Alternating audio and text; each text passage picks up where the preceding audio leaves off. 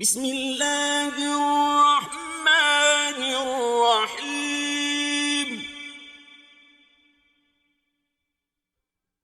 إذا زلزلت الأرض زلزالها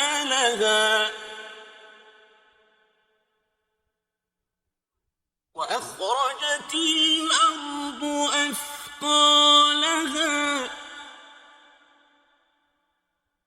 وقال الإنسان ما لها يومئذ تحدث أخبارها بأن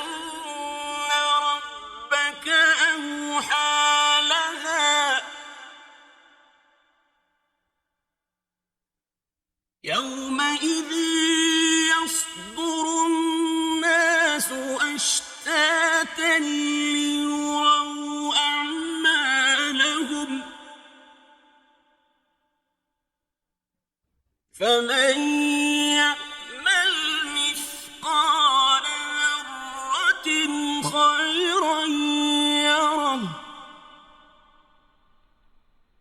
ومن يعمل مثقال ذرة شرا يره